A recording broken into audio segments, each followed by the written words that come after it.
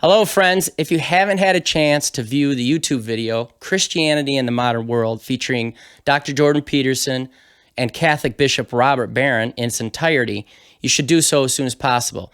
It lays out, I think, very intelligently where we are as Christians in America.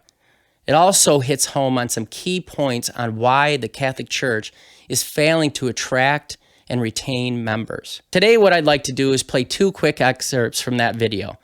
Comment and confirm on the content, and then present a much-needed challenge and a call to action for all of us who belong to this missionary church.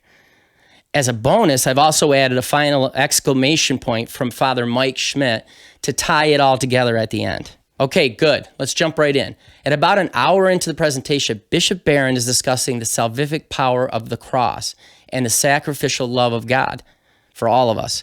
He's explaining this concept when Dr. Jordan Peterson jumps in. Play cut one. We talked a little bit before about the church bleeding its people. They're leaving. The young people are leaving. And my sense of that is it's because the church does not demand enough of young people. Yeah, I think that's right. Doesn't demand enough. And by not demanding enough, it doesn't indicate its faith in their possibility. Notice Peterson immediately brings it back and around to asking why the people, especially the young people, are leaving the church, inferring that if we know, as Christians do, the sacrifice Christ made for us, and we know that he loves us all the way to the cross, why is the church bleeding its people, as he puts it? His accurate observation and statement is that he believes the church isn't challenging its people enough. Bishop Barron wholeheartedly agrees with this. I know it's easier said than done, but I think we can all agree that at most Sunday Masses, we are not being called to the challenge of being a Christian.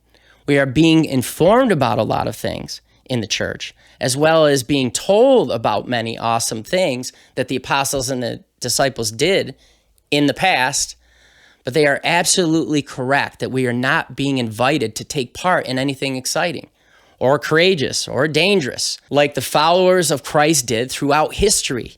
It's almost like we've forgotten who we are. Now, don't get me wrong. I'm not knocking the church. I love the church. I'm just making an observation, as Peterson and Barron both do. All right, so the next clip, Peterson gets right into the heart of it and makes the jump from the cross to the Eucharist of the Mass and what Christ is calling us to. Play cut two, please. In Orthodox Christianity, as I understand it, there seems to me to be more emphasis on the idea that it's each human's obligation to become like Christ. That's the goal. Well, that's that by definition, we could say, and we could speak psychologically about this as well, that means to become the ideal that's beyond rationality. Even that's what you're aiming at. That's what's hypothetically within your grasp. And it seems to me as well that that's what the Mass symbolizes, is that, and I'd be happy to have any objections to this, I would be happy to hear. The incorporation of the host is the embodiment, it's the incarnation of Christ within. That's what it's acting out. That's the idea. I mean, in some sense, it's the consumption of the saving element, but the saving element is actually a mode of being. And this isn't hit home. It's like, look what the church demands everything of you. Yeah. Absolutely everything. And the reason that people are leaving is because that adventure isn't being put before them. Yes. It's like, look, you can have your cars and your money and all of that, but that's nothing compared to the adventure that you could be going on. Yes, I wish you'd preach to our people, because I think you're absolutely right about that. The language we'd use is be a saint. That's the ordinary goal of every baptized person, is to be a saint. A saint means someone who's holy or utterly conformed to Christ. Now, press that. To be conformed to Christ means you're willing to go into the dysfunction of the world, to bear its pain, and to bear to it the ever greater divine mercy and love. Now fill in the blank. Francis of Assisi. Mother Teresa, maybe in our time. Wow, there's a lot there. He says what all of us should be hearing over and over each time we go to Mass, that we have in our grasp the ideal, not only the ideal, but the actual physical presence of Christ himself that we can receive physically. Almost as to say, Do you know what you have here? And because of this incredible gift, he responds the only way a logical person would, by saying, look, the church demands everything from you. He's absolutely right. People are leaving the church because there isn't a reason to sit in the pews Sunday after Sunday if you're not calling them to something extraordinary. In other words, give me a reason to stay. Give me a mission. Give me what Christ is calling us to. It's not always going to be sunshine and roses. I get that. But that doesn't mean we don't need to hear it. We should be invited to an adventure. It should take courage to respond to the call. Without it, where's the challenge? Okay, Bishop Barron then finishes it up perfectly by saying, be a saint. Exactly. How many of you feel like you've been called to be a saint walking out of church each week? Christ has set up the church to deliver us everything we need to be holy, to be saints, as Bishop Barron states, to step into the dysfunction of the world and become its pain. Look around our neighborhoods, or the neighborhoods around the entire country, for that matter. Do you see dysfunction? Do you see pain? The answer is yes and yes. We need to be those disciples of Christ and his church, to step into that gap and absorb that pain. The church is missing an opportunity here, especially in today's culture. The church is not demanding this from us, period. Providentially, I believe the Holy Spirit is responding, as he always does, with a concrete answer. The church leaders in America are calling for a Eucharistic revival that has just kicked off on the Feast of Corpus Christi in June. The 3-year grassroots effort will culminate in a national Eucharistic conference in Indianapolis, Indiana. This is great. A Christocentric focus will naturally bring us back to what God and the church is calling us to. The campaign has a mission and 5 pillars, which gives dioceses and parishes flexibility to be creative and apostolically minded about how we must be. And I'm quoting from the website here, in kindling a living relationship with the Lord Jesus Christ in the Holy Eucharist. Okay, so I promised you a challenge at the beginning of this that responds to all that we've heard in the videos and to what I think the Eucharistic revival is calling us to.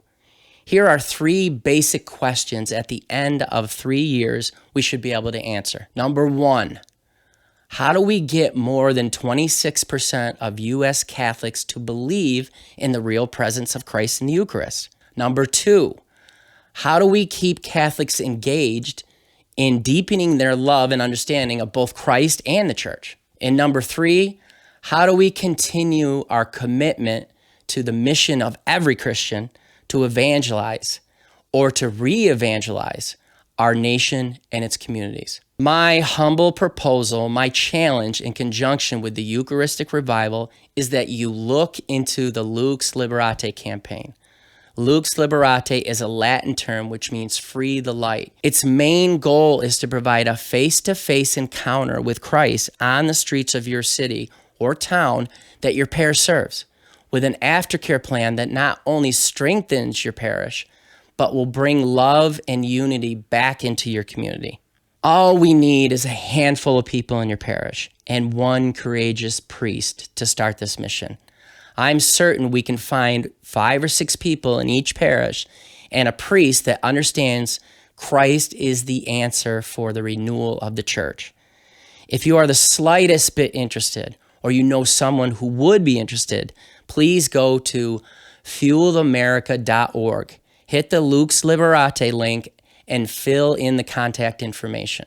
My goal is to send this info back to your bishop and your parish to get this going in your diocese.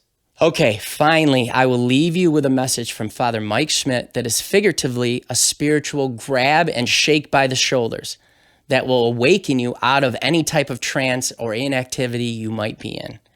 Wake up and good luck. Thank you for your time today. God bless you and your families. And please listen to Father Schmidt. Thank you. This is not a new story. This is an old story. We are exactly where the church has always been. In the year 33, at the very beginning of Christianity, when everything looked like it was over and Jesus was dead and he's alive again, there's Peter and there's Paul, there's Mary Magdalene, there's Mary, the mother of God. They came together and they were witnesses. 500 years later, You have the church that gets all big and fat and comfortable, and the church gets corrupted and starts falling into disrepair. And so what does God do? God raises up someone like Augustine and like Benedict and like Scholastica, and all of a sudden the church gets renewed because there's people who are like, no, listen, if Jesus is who he says he is, I am who he says I am. I'm gonna be his witness.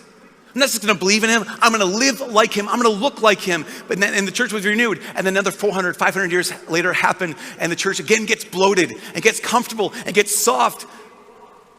It falls into disrepair. And so what's God do? He raises up people like Francis and Dominic and Claire. And all of a sudden, it's the people who says, I don't just want to believe in Jesus, I want to belong to Jesus. I want to look like Jesus, and I want to live like Jesus. And the church is renewed. Again, centuries pass, it's the 1500s, and the church is just bloated and comfortable and falling apart. What does God do? He raises up St. Charles Borromeo, St. John of the Cross, Teresa of Avila, Catherine of Siena. And what happens is the church gets renewed from the inside, because there's people in the church who say, enough, I have courage. All it takes is one person with courage. I'm not gonna be like everyone else, I'm gonna be like him. And here we are 500 years later, and the church is comfortable, and the church is bloated, and the church is falling into disrepair. And God will do what he always does. He will raise up saints. This is the age of the martyrs.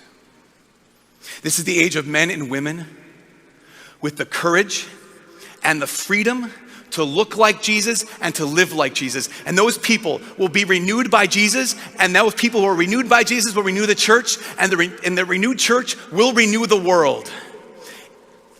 It is time to get to work.